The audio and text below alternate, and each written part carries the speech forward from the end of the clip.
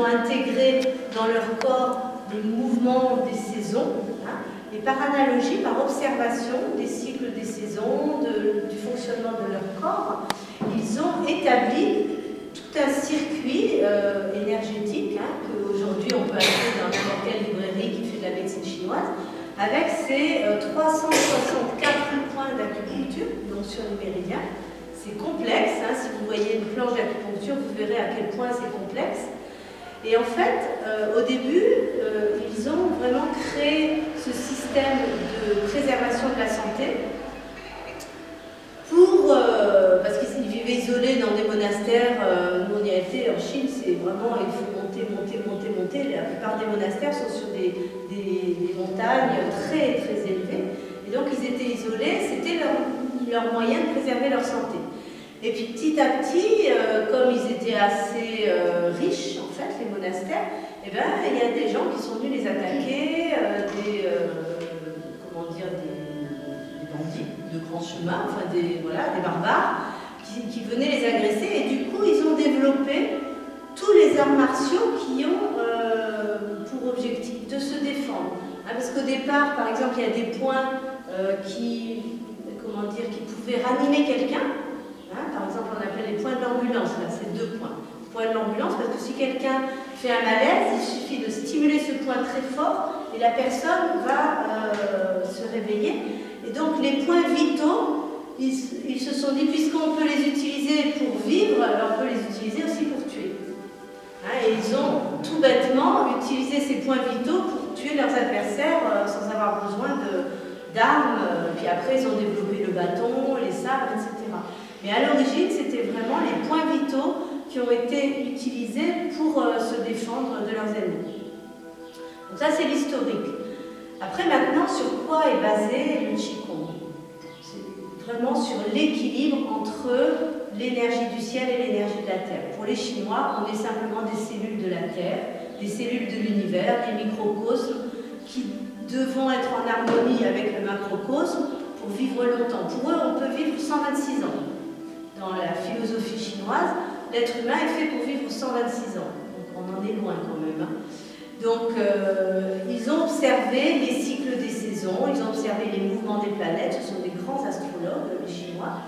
Ils ont observé le fonctionnement du corps humain et par analogie, ils ont associé le cosmos, le ciel, à tout ce qui est spirituel, bien sûr, mais tout ce qui est aussi dans notre corps fonctionnement, tout ce qui met en fonction les organes. Et ils ont associé à l'énergie de la Terre, qui est plus matérielle, la Terre c'est la materia prima, tout ce qui était physique dans notre corps.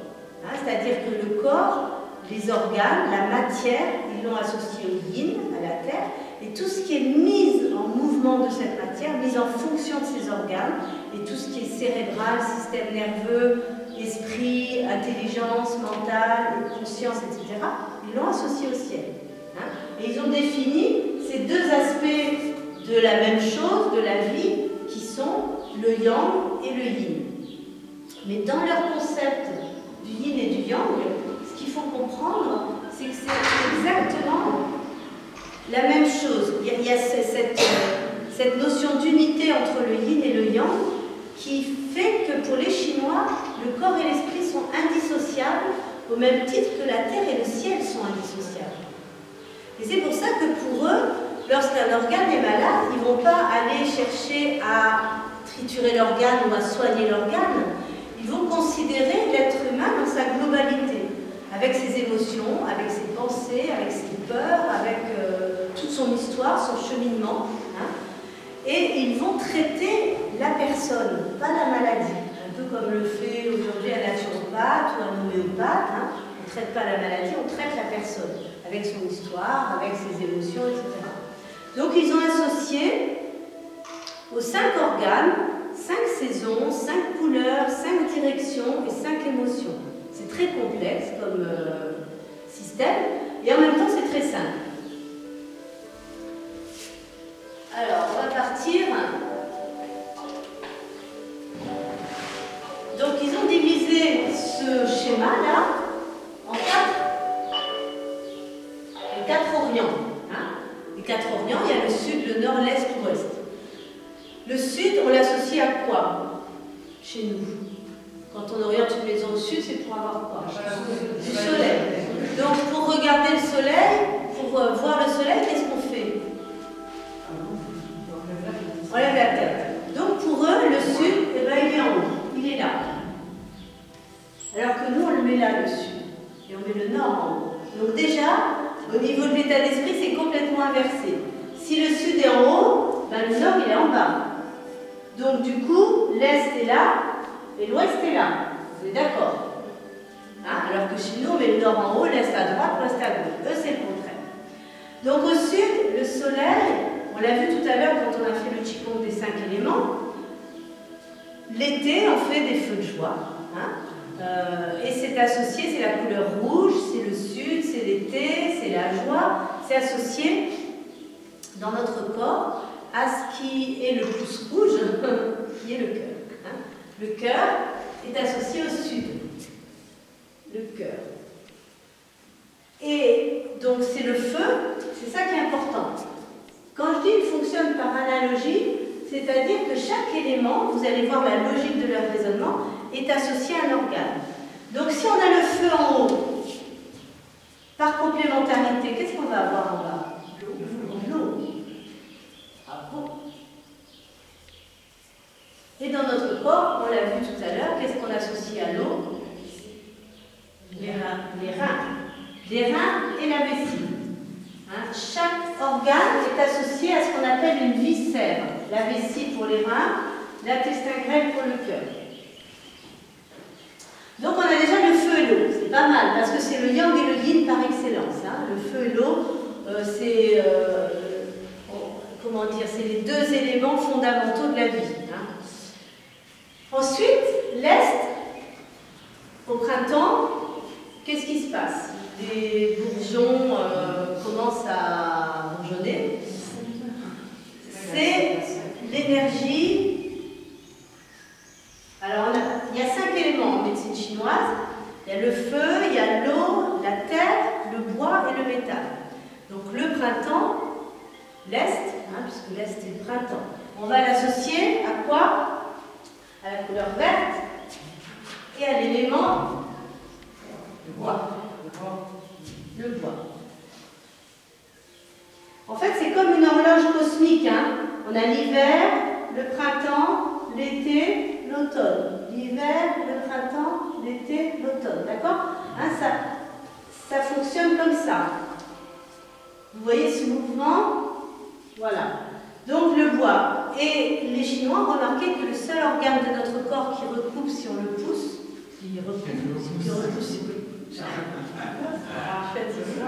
c'est le foie. Et le foie, il est associé à la vésicule biliaire. Le foie, on coupe un coup, il repousse. Ouais. C'est le seul organe. Il repousse. Donc on fonctionne toujours par analogie.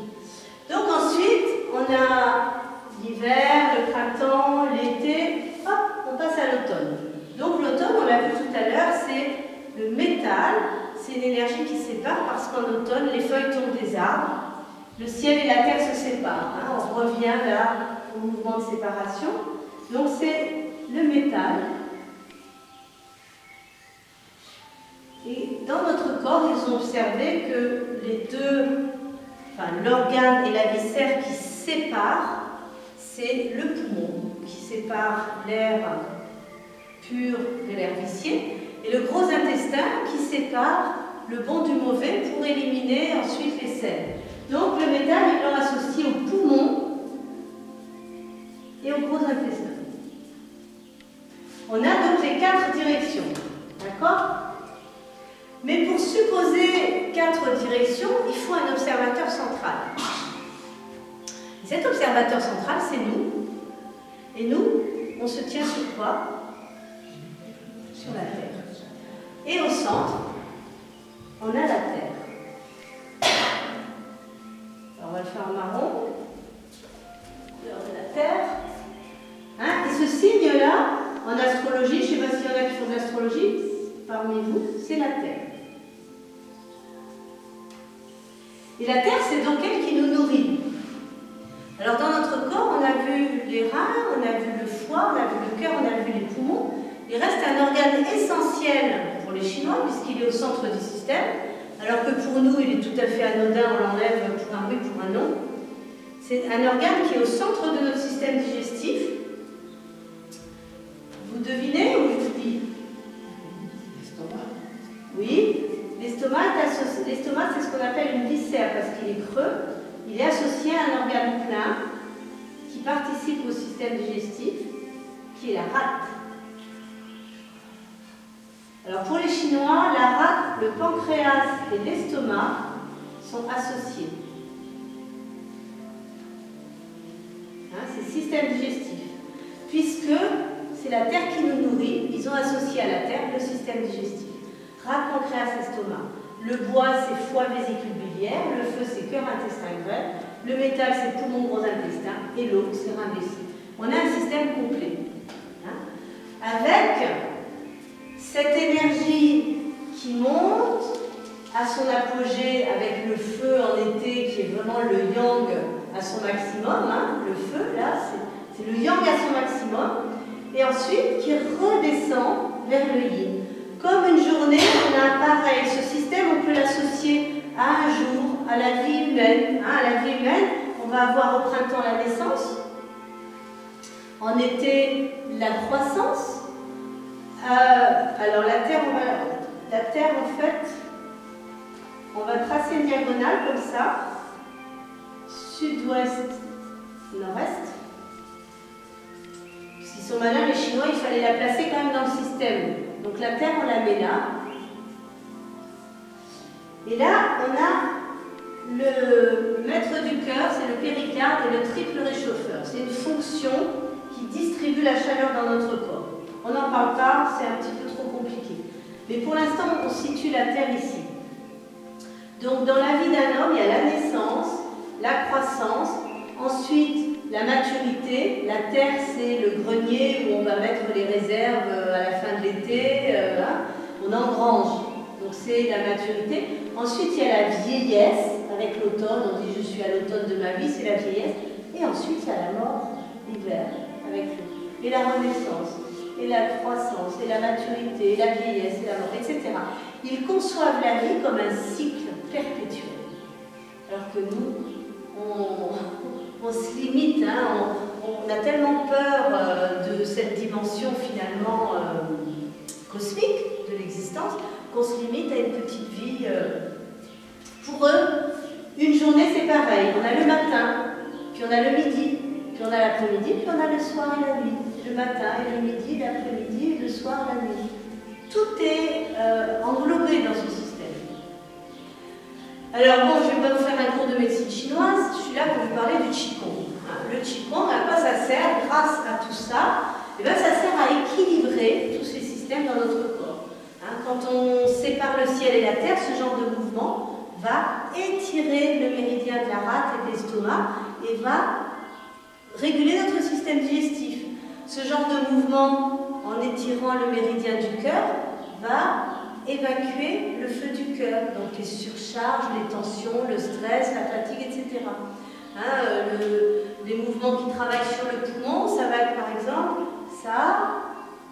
On va étirer le pouce et l'index, parce que c'est le méridien du poumon et du gros intestin. Chaque mouvement a une fonction sur le système énergétique de la saison. Et on va travailler à étirer nos méridiens comme des élastiques, tout simplement. Les méridiens, c'est les circuits d'énergie dans notre corps, comme des rivières et des fleuves. Et les temps tiennent, les réservoirs d'énergie, c'est comme les mers. Les fleuves se jettent dans la mer. Et si les fleuves sont saturés, bloqués ou encombrés, qu'il y a des embouteillages à un endroit, eh bien, en aval, il n'y aura plus d'énergie et en amont, il y aura un excès d'énergie. Et alors, du coup, eh bien, on va avoir mal au genou et puis une inflammation au niveau du foie. C'est-à-dire que tout ce qui est inflammatoire, ça va être un excès de yang. Et tout ce qui est froid, sensation de froid, l'énergie qui ne circule pas, les extrémités froides, c'est un excès de yin. Donc, une fois qu'on a compris comment fonctionne notre corps, comment nos organes vont agir sur notre psyché, et inversement, comment notre psyché va agir sur nos organes. puisque pour eux, c'est la même chose. C'est deux faces d'une pièce de monnaie. Le yang, c'est l'esprit, hein, le ciel, l'esprit. Et le yin, c'est la terre, mais c'est le corps. Hein, c'est aussi la nuit, c'est le jour, etc. Il ne peut pas y avoir de nuit sans jour et de jour sans nuit. Il ne peut pas y avoir de corps sans esprit et d'esprit sans corps. Il ne peut pas y avoir de terre sans ciel. C'est la même chose, avec une modalité d'expression différente.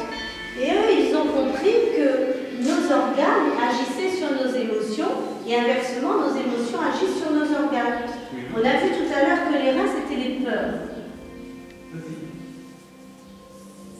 D'accord? Que le foie, c'était la colère. Bravo, on commence à travailler un petit peu. Le feu, c'est la joie. La terre, la rate, très important la terre.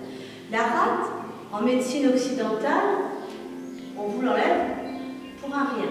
Alors que c'est pour les Chinois le centre.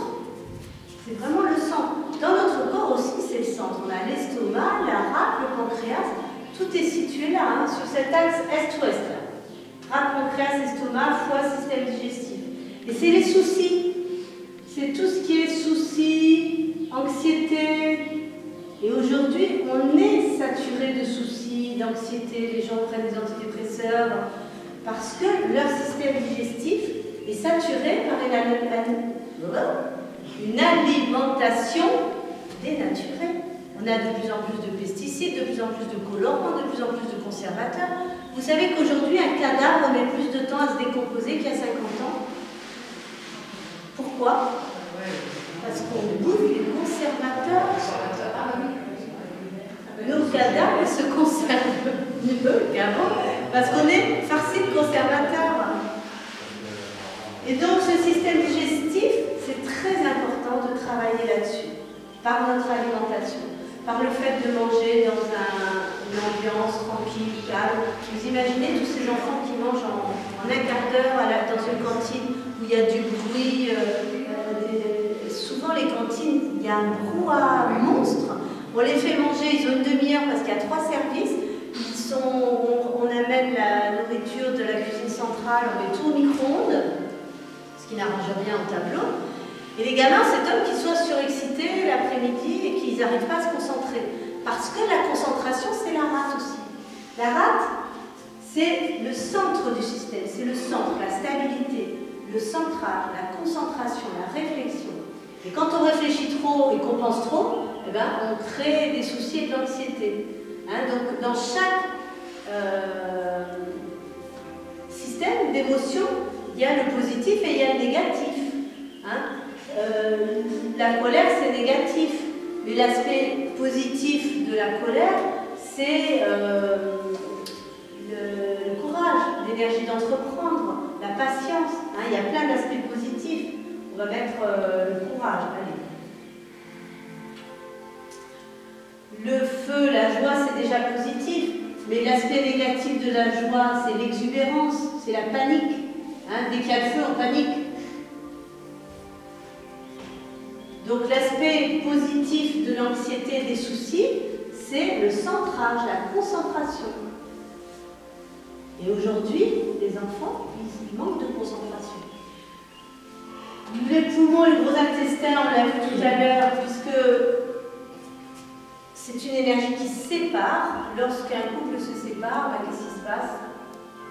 On est triste, on est mélancolique. Hein, il y a un enchaînement de causes et d'effets. C'est la tristesse associée au poumon. Tous les grands asthmatiques tuberculeux sont des grands mélancoliques. Hein, au XIXe siècle, il y a tout ce courant des romantiques. Et c'était une époque où il y avait beaucoup de tuberculose. C'est la tristesse qui est négative, et dans le positif, c'est l'ordre. Mettre le souffle en ordre. Les poumons, ils ordonnent le bon air du mauvais air, Le gros intestin aussi met de l'ordre dans notre corps. Donc le remède de la tristesse, c'est faire un grand ménage chez soi. Si vous déprimez, prenez le balai, la serpillière, l'aspirateur, faites un grand ménage, ça ira beaucoup mieux après. Parce que quand chaque chose est à sa place, il y a beaucoup moins de raisons de paniquer ou d'être désorienté ou de manquer comment dire, de courage, parce que tout est interrelié. Hein. Le courage va générer la joie va générer l'ordre, hein, et l'ordre va générer... Donc, la peur, c'est négatif, et en positif, c'est quoi? Quand on a vaincu toutes nos peurs. La sérénité. La sérénité, exactement. On voit que tu as vaincu tes peurs, Lucette. La sérénité, la confiance. La confiance, la volonté, on dit avoir les reins solides. Hein, confiance aussi, c'est important la confiance. Bon, j'ai plus de... Voilà, et donc tout ce système va interagir. Hein. Si on a les reins solides, ben, on n'a pas de raison de se mettre en colère parce que quelque chose ne marche pas. Au contraire, on va utiliser cette confiance en soi, cette force intérieure, cette sérénité pour poser des actes, monter des projets, entreprendre dans la joie, dans l'ordre, dans la réflexion, le centrage, la conscience, etc. Donc tout ce système va nous permettre finalement de nous épanouir dans notre vie. Et le Qigong, ça sert à ça. Vu qu'on agit sur le système et les organes et les méridiens, et donc la circulation d'énergie, on va agir a posteriori sur l'état psychique et émotionnel sur notre état psychique et émotionnel. C'est vraiment interactif. Et donc on va progressivement sentir que notre corps va s'affiner, s'alléger vibratoirement, énergétiquement, puisque nous sommes de l'énergie. Notre matière, c'est de l'énergie qui vibre à basse fréquence. Notre esprit, c'est de l'énergie qui vibre à haute fréquence. Si on arrive à harmoniser tout ça, il n'y a pas de problème. Il y a des solutions. Hein, c'est déjà l'état d'esprit dans lequel on va se retrouver grâce à la pratique du Qigong. Rapidement, vous allez ressentir que votre vie retrouve son axe. Hein, puisqu'on travaille aussi sur l'axe de notre vie, la colonne vertébrale, l'étirement de la colonne vertébrale, l'équilibre, la stabilité, l'ancrage. Tout ça, ça se répercute forcément sur notre vie. C'est pas qu'au moment où on pratique, hein, c'est avant, après, pendant. Donc voilà, on travaille toutes ces notions dans le Qigong, et bien plus encore, hein, puisque c'est un médicament de longévité. Je peux vous parler un petit peu de cette énergie qui est située entre les deux reins, qu'on appelle le Jing, qui est donc notre capital santé. Hein, à la naissance, on arrive dans cette vie avec un capital, comme un compte épargne. Et ce compte épargne, eh bien, soit on dépense, on flambe parce qu'on a envie de faire la fête, de voyager, de dépenser, de gaspiller. Hein, et dans ce cas-là, ben, on va mourir plus vite. Soit on le préserve et à ce moment-là, on va on appelle ça, économiser notre capital santé. Mais on ne peut pas le changer. On ne peut pas l'augmenter. On ne peut que le diminuer au cours de notre vie en l'utilisant. Et ça, c'est une réalité. Mais, puisqu'on ne peut pas augmenter ce capital-là, on peut, par contre, par la pratique du Qigong, augmenter autant qu'on veut notre énergie vitale. Le Qi. Ça, c'est le Jing, et ça, c'est le Qi. Hein, c'est-à-dire que notre compte courant, qu'on va réapprovisionner en permanence, c'est le Qi. Grâce au Qigong, on va rajouter sur notre compte courant un potentiel. On va augmenter notre potentiel grâce au Qigong. Hein, c'est une comparaison un petit peu simpliste, mais ça permet de comprendre la différence entre ce capital de naissance et comment on peut, grâce au Qigong, approvisionner notre compte courant énergétique. Voilà. Bon, je pense que j'ai assez parlé. Hein, vous avez tout compris? Vous n'avez pas de questions à poser? Vous avez soif? Voilà. Pas de questions? C'est merveilleux. Vous voulez pas en savoir plus? Eh bien, c'est parfait. Alors, clôture. Merci pour votre attention. Merci. Bravo.